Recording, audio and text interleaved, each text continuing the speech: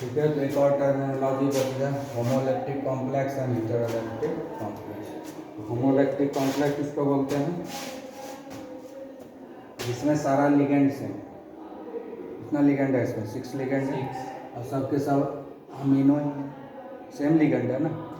जब ये central metal atom same ligand से सराउंड किया हुआ रहता है तो उसको हम लोग बोलते हैं होमोलैक्टिक, समझ गए। और जब central metal atom different ligand से घिरा हुआ रहता है, एक 4 लिगेंड है NH3 और 2 लिगेंड है क्रिप्टोन, तो 2 लिगेंड ये 4 लिगेंड 6 लिगेंड टोटल हो गया, है ना। तो यहाँ जो कोबाल्ट है वो 2 डिफरेंट टाइप ऑफ लिगेंड इसके चारों तरफ कवर किए हुए हैं, आ गया ना, 6 साइड से कवर किया है। तो इसके साथ different kind of ligand attached है सेंट्रल एटम के साथ, तो ये हो गया हेटेरोलैक्टिक कॉम्प्लेक्स, ठीक है ना। और इसमें क्या हुआ, सेम काइंड ऑफ लिगेंड है, इसलिए ये हो गया होमोलैप्टिक कॉम्प्लेक्स, ठीक है ना। हाँ, इसमें क्या है, ओनली वन काइंड ऑफ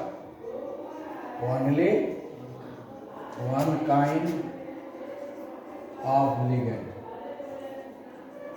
ठीक है ना। जब only one kind of ligand होगा, एक ही तरह का है और इसमें वेरियस टाइप ऑफ लिगेंड्स, है ना, वेरियस टाइप या वेरियस काइंड, ठीक है, ऑफ लिगेंड,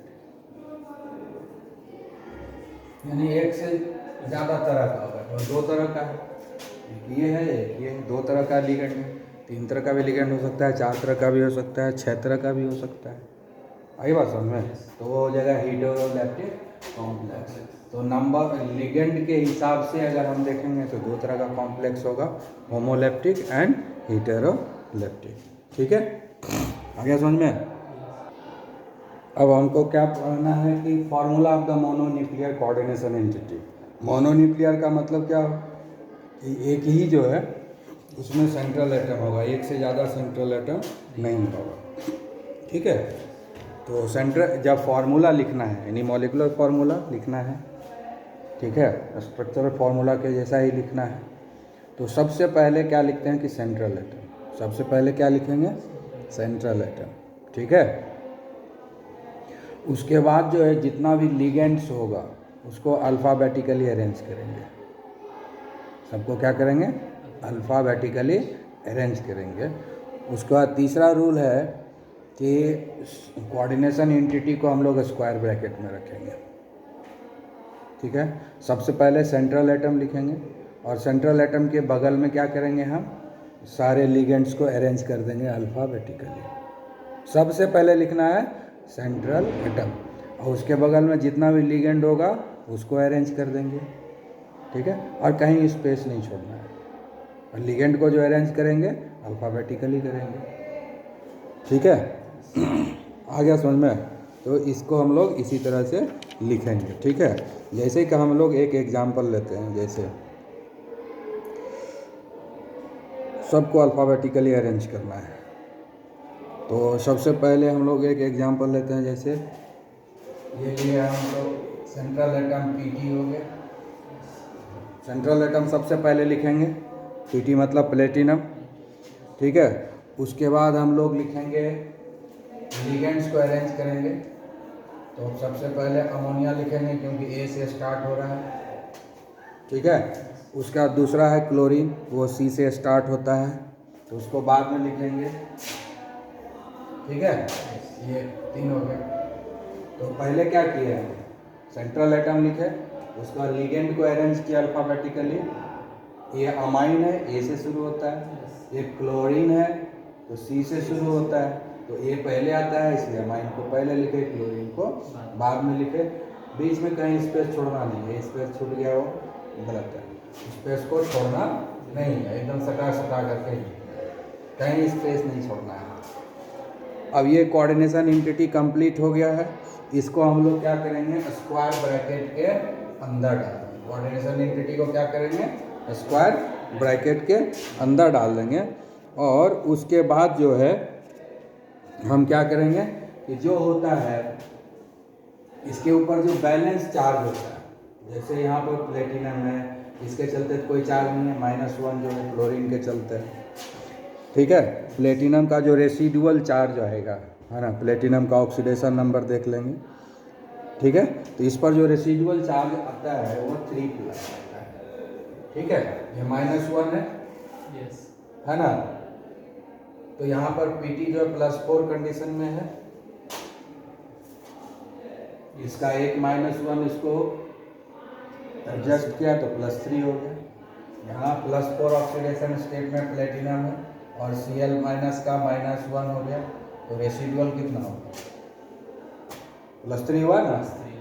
हाँ, ठीक है, तो अगर हम काउंटर और स्क्वायर ब्रैकेट के बाहर जो है काउंटर आयन लिख सकते हैं। अगर काउंटर आयन नहीं लिखेंगे तो हम रेसिडुअल चार्ज दे देंगे, और अगर हम काउंटर आयन लिख देंगे 3 नेगेटिव देंगे, मान लो Cl3 दे दी, दे सकते हैं ना, 3 नेगेटिव हो गया क्या, तो ये हटा देंगे। ठीक है, तो यही है फॉर्मूला लिखने का तरीका। फॉर्मूला में क्या लिखते हैं, सबसे पहले सेंट्रल एटम और उसके बाद जो है जितना भी लिगेंड है उसको अल्फ़ाबेटिकली अरेंज करके लिख देते हैं। ठीक है, उसके बाद उसको स्क्वायर ब्रैकेट के अंदर दे देते हैं, फिर हम रेसिडुअल चार्ज पता करते हैं, जितना रेसिडुअल चार्ज होता है उसको स्क्वायर ब्रैकेट के ऊपर लिख देते हैं।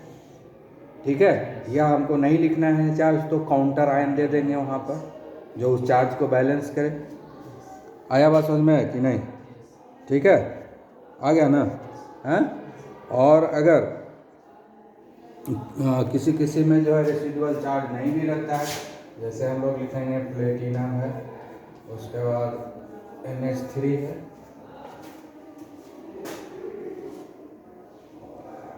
NH3 whole to Cl4। अब देखो ये +4 ऑक्सीडेशन स्टेट रहता है प्लेटिनम, है ना, और क्लोरीन का क्या हो जाएगा, 1 पर -1 है तो -4 होगा कि नहीं। 1 पर -1 है तो 4 पर -4 हो गया, तो कैंसिल कर दिया कि नहीं, तो इसी पर रेसिडुअल चार्ज 0 हो गया। हाँ, इसलिए हम कुछ नहीं लिखेंगे, ऐसे ही लिख देंगे। जब रेसिडुअल चार्ज 0 हो जाएगा हम इस पर कुछ नहीं लिखेंगे और नहीं कोई काउंटर आएंगे। जितना चार्ज यहाँ रहता है उसको बैलेंस करने के लिए काउंटर ऐड देते हैं। तो इस तरीके से हम जो है मॉलिक्यूलर फार्मूला को लिखते हैं। ठीक है, और इसका ऑक्सीडेशन स्टेट कितना होता है तो इलेक्ट्रॉनिक कॉन्फ़िगरेशन लिख करके पता करते हैं। ठीक है, समझ में आया कि हम लोग कैसे लिखते हैं मॉलिक्यूलर फार्मूला। हाँ, तो मॉलिक्यूलर फार्मूला में तो उतना कुछ नहीं है। अब हम लोग नोमेनक्लेचर सीखेंगे इसका नाम लिखने के लिए। ठीक है ना। हाँ, देखो अब हम लोग पढ़ रहे हैं nomenclature of mononuclear coordination entity, है ना। नोमेनक्लेचर का मतलब क्या हुआ कि हम उसका नाम कैसे लिखें। जैसे ऑर्गेनिक कंपाउंड में नाम लिखने के लिए IUPAC रूल है, उसी तरह से यहाँ भी एक रूल है कोऑर्डिनेशन कंपाउंड में नाम कैसे लिखा जाए। ठीक है ना, तो ये रूल नंबर 1 हम लोग पढ़ रहे हैं। अभी क्या पढ़ रहे हैं, रूल नंबर 1। रूल नंबर 1 में 2 ऑप्शन आता है, naming the ions for ionic complexes and naming the neutral complexes और नॉन आयनिक कॉम्प्लेक्सेस। ठीक है कि नहीं, आ गया समझ में, है। अब देखो कि इसमें क्या करना है कि पहले केटायन लिखना है, naming the ions for the ionic complexes, तो इसमें लिखना है पहले केटायन, ठीक है, उसका स्पेस दे देंगे और फिर लिखेंगे एनायन, यही फॉर्मेट है। ठीक है, पहले केटायन लिखेंगे और फिर एनायन लिखेंगे। पहला रूल क्या है कि पहले हम केटायन को लिखेंगे और उसके बाद एनायन लिखेंगे। ठीक है, आया बात समझ। अब देखो ये वाला एग्जाम्पल है और ये वाला 2 एग्जाम्पल लिए हुए हैं। हाँ, यहाँ पर केटायन कौन है, सोडियम, पोटेशियम। केटायन कौन है, पोटेशियम। हाँ, तो हम पहले पोटेशियम लिखेंगे, ये पर 2 पॉजिटिव है और इस पर 2 नेगेटिव है, तब ना 0 है। इस स्क्वायर ब्रैकेट के ऊपर 2 नेगेटिव है और इस पर 2 पॉजिटिव है। पहले केटायन लिखेंगे, तो केटायन यहाँ पर क्या है, पोटेशियम है। ठीक है, केटायन और एनायन के बीच में हल्का सा स्पेस देंगे, केटायन और एनायन के बीच में हल्का सा स्पेस देंगे। और एनायन यहाँ पर क्या है, एनायन यहाँ पर क्या है कि एनायन जो है कॉम्प्लेक्स है, एनायन क्या है, कॉम्प्लेक्स है, ठीक है। एनायन क्या है यहाँ पर, कॉम्प्लेक्स है, ठीक है। तो हम एनायन को हम लोग अब अरेंज कर देंगे, ठीक है। इसका रूल आगे पढ़ेंगे। रूल में क्या है, अब देखो मॉलिक्यूलर फॉर्मूला लिखे हैं, कॉम्प्लेक्स को कैसे लिखे हैं, सेंट्रल एटम पहले लिखे हैं और बाद में लिगेंड लिखे हैं। फॉर्मूला में कैसे लिखते हैं कॉम्प्लेक्स का, कि पहले सेंट्रल एटम लिखते हैं और बाद में लिगेंड लिखते हैं फॉर्मूला में। इधर ज़्यादा एग्जाम्पल इसी नहीं रहे क्योंकि दोनों की पढ़ाई यहीं हो रहा है। फॉर्मूला लिखने के लिए सिंपल उपाय है, पहले केटायन को लिखेंगे बाद में एनायन को लिखेंगे, और जब हम इसका नाम लिखेंगे उसमें भी पहले केटायन को लिखेंगे बाद में एनायन को लिखेंगे। नाम लिखने में भी पहले केटायन और एनायन बाद में। फॉर्मूला जब लिखेंगे उसमें भी केटायन को पहले लिखेंगे और एनायन को बाद में लिखेंगे। केटायन को पहले लिखेंगे, एनायन को बाद में लिखेंगे। फॉर्मूला भी वही है, नाम भी ठीक वही है। तो नया चीज़ क्या पढ़ेंगे, यही चीज़ तो हम लोग पहले भी पढ़ते आ रहे हैं। Sodium chloride, potassium chloride, sodium sulphate, potassium sulphate, calcium carbonate, सब में तो यही रूल पड़े हैं। केटायन पहले एनायन बाद में। यहाँ भी वही रूल है, कोई नया रूल नहीं है। यहाँ नया रूल क्या आएगा, जो केटायन या एनायन में जो भी कॉम्प्लेक्स होगा उसके अंदर नया रूल पढ़ेंगे हम लोग, नया चीज़। तो ये कॉम्प्लेक्स हो गया, अब इसको नाम देना है। तो जब कॉम्प्लेक्स का फॉर्मूला लिखते हैं तो उसमें सेंट्रल एटम पहले और लिगेंड बाद में, लेकिन जब नाम लिखते हैं तो लिगेंड पहले, सेंट्रल एटम सबसे लास्ट में। अगर समझ में, अब हम लोग लिगेंड लिखेंगे कि क्या लिगेंड में क्या है, यहाँ पर क्लोरीन है, ठीक है, हाँ क्लोरीन है। तो इसको यहाँ पर क्या लिखेंगे, क्लोरो, क्लोराइड नहीं लिखेंगे। नॉर्मली हम लोग क्लोराइड लिखते हैं, यहाँ पर या तो क्लोरो लिखेंगे या क्लोरीडो लिखेंगे, दोनों यूज होता है। क्लोरीडो भी लिख सकते हैं और क्लोरो भी लिख सकते हैं। आई बात समझ में। नॉर्मल कंपाउंड में इसको क्लोराइड लिखते हैं, यहाँ क्लोराइड नहीं लिखेगा। यहाँ पर कॉम्प्लेक्स है ना, ये यहाँ क्लोराइड नहीं लिखेगा, ये क्लोराइड लिखेगा। ये क्लोराइड नहीं है, ये क्लोरो है या क्लोरीडो है, लिगेंड है ना, डिफ्रेंशिएट करना होगा। तो कितना क्लोरो है, 6 ठो।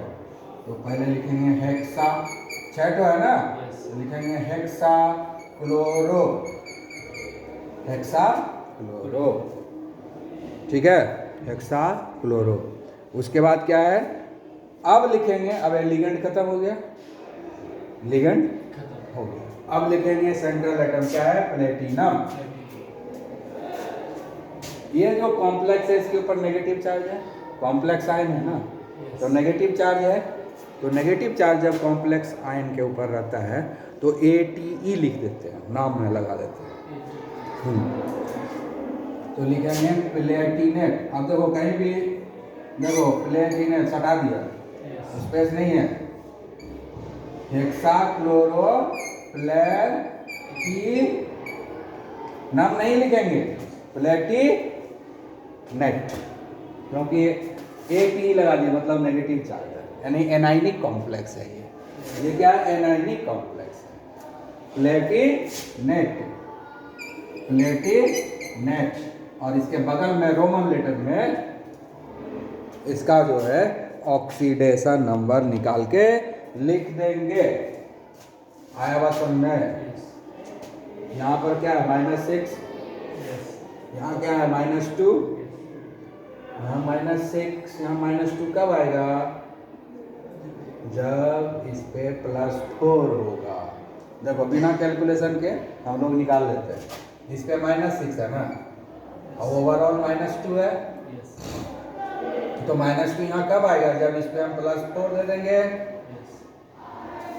तो प्लेटिनम का ऑक्सीडेशन नंबर क्या हो गया, 4। और कल हम सिखाए थे निकालने के लिए, इसको x मान लेंगे, बता दोगे कैसे निकालेंगे x का ऑक्सीडेशन नंबर, अगर निकालने कहेंगे तो ये क्या होगा, प्लेटिनम का हो गया x प्लस ये 6 ठो है गुना -1 इक्वल टू -2। तो x इक्वल टू क्या होगा, -2, इधर से जाएगा +6। ठीक है, तो कितना आया, +4 आया। हो गया कैलकुलेशन कि नहीं? हाँ, आगे बात समझ में? हाँ, इसको लिखना नहीं है, ठीक है, समझाने के लिए लिखे थे, ठीक है कि नहीं? तो कितना हो गया इसका ऑक्सीडेशन नंबर, प्लेटिनम का 4, तो रोमन लेटर में लिख दिया। समझे? आई बात समझ में? तो ये एनाइनिक कॉम्प्लेक्स है, ये केटाइनिक कॉम्प्लेक्स है। ये Cl2 है यानी -2, इसका मतलब इस पर +2 है, तभी ना 0 होगा। यहाँ +2 था तो इस पर -2 था, तब ना 0 हुआ। आया समझ में? इस पर -2 हुआ, 2 क्लोरीन है तो -2 हो गया, इसका मतलब स्क्वायर ब्रैकेट पर +2 होगा।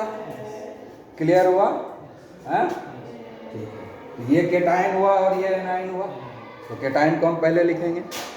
ये केटाइनिक कॉम्प्लेक्स है क्योंकि +2 चार्ज है, यहाँ पर माइनस था ना, तो एनाइनिक था, ये केटाइनिक हुआ।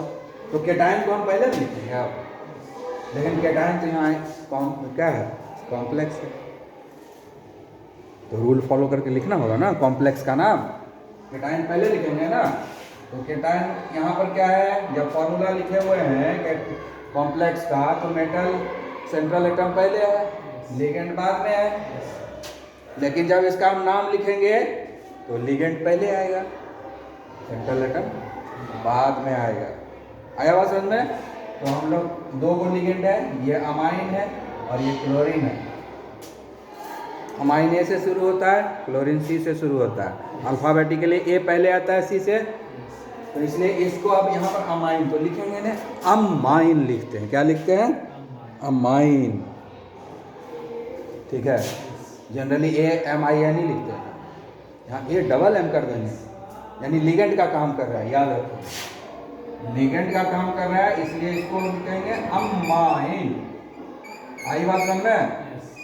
अमाइन, AMMIN, ठीक है। तो क्या हो गया ये अमाइन। अच्छा, अभी एक चीज तो भूल गए लिखना ना, अमाइन क्या तो है, क्या तो है? हाँ, 5 गो है ना रे, तो क्या लिखेंगे, पेंटा, पेंटा AMMI, पेंटामाइन हो गया। उसके बाद क्या है, क्लोरीन।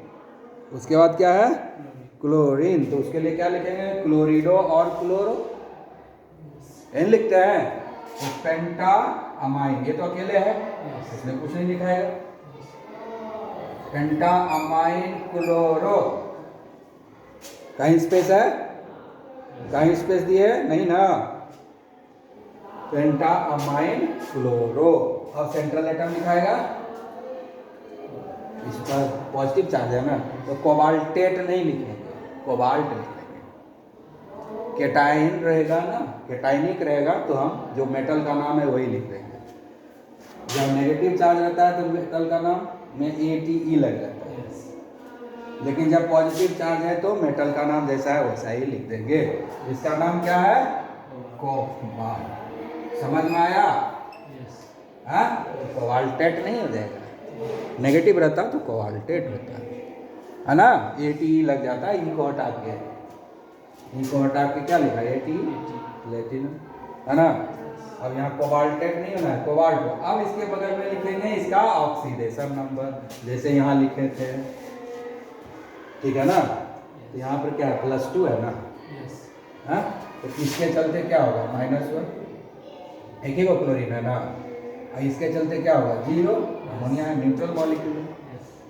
तो यहाँ +2 लाना है, यहाँ -1 है, इसका मतलब यहाँ कितना देंगे कि ये +2, यानी यहाँ +3 दे देंगे, +3 -1 +2 होगा। इसका मतलब ऑक्सीडेशन स्टेट कोबाल्ट का क्या है, 3, क्या है, 3 है, लिख दिए।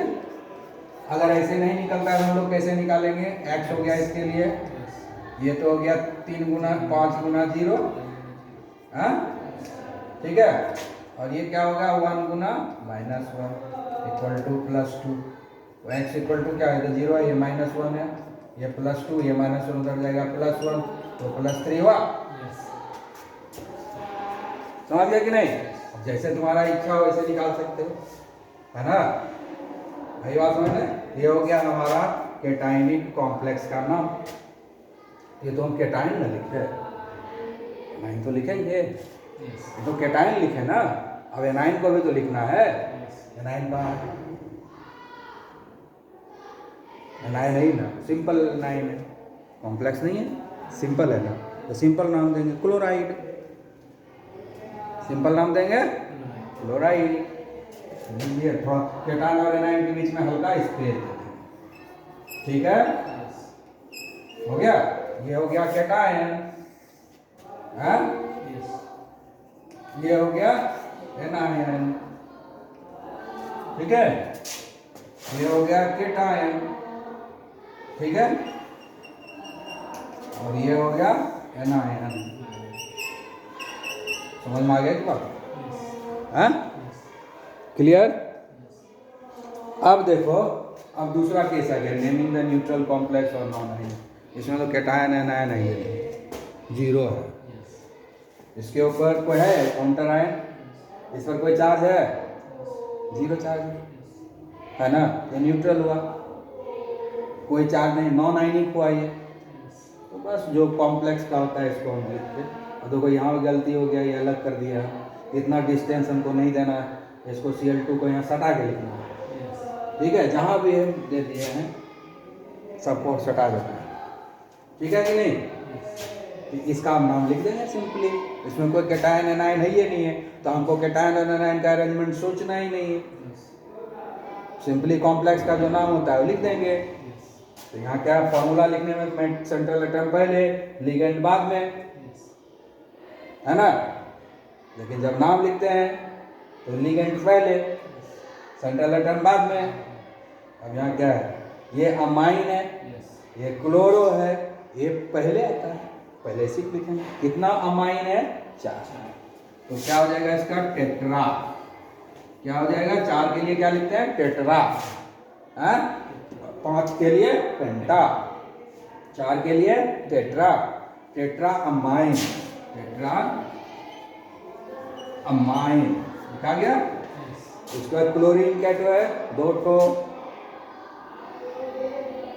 कितना है, तो डाई लिखाएगा, यहाँ H लिखा था, सिर्फ क्लोरो, यहाँ 2 है ना, तो इसके लिए हम लिखेंगे डाई क्लोरो, डाई क्लोरो। समझ में आ गया? लिगेंड का काम हो गया। अब क्या है, अब तो मेटल का नाम लिखना पड़ेगा। अब मेटल का नाम लिखना पड़ेगा, तो मेटल का नाम यहाँ क्या है, निकेल। ये न्यूट्रल है, केटाइनिक नहीं है, एनाइनिक नहीं है, न्यूट्रल है ना, तो सिंपल नाम लिखेंगे निकेल, ठीक है कि नहीं? तो हम लोग लिखेंगे एन, स्पेस कहाँ से आ गया, NiCkEl। अब बगल में हम क्या करेंगे, ऑक्सीडेशन नंबर लिख देंगे। अब ऑक्सीडेशन नंबर निकालना है, यहाँ पर क्या है, 0, हाँ?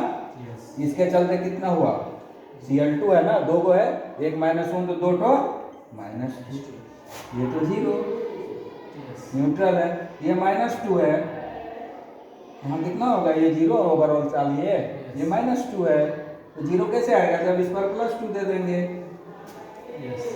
निकल गया ऑक्सीडेशन नंबर आसानी से, निकल गया ऑक्सीडेशन नंबर, क्या हुआ, 2। लिख दिया ऑक्सीडेशन नंबर बगल में। इसको ऐसे कैसे कैलकुलेट करेंगे, निकल के लिए x हो गया, ये NH3 हो जाएगा 4 × 0 प्लस 2 × -1, यही ना है, 2 × -1, 2 × -1 इक्वल टू 0। क्या हो जाएगा, ये 0 है, ये -2 उधर जाएगा, +2 होगा कि नहीं, तो x इक्वल टू +2 होगा, आया? ऑक्सीडेशन नंबर +2 निकल गया, ठीक है? मैथमेटिकली भी निकल गया, कोई दिक्कत? तो ये पहला रूल समझ गए, हाँ? अब आएंगे नेक्स्ट पीरियड में, तब आगे का रूल पढ़ेंगे, ठीक है? क्लियर?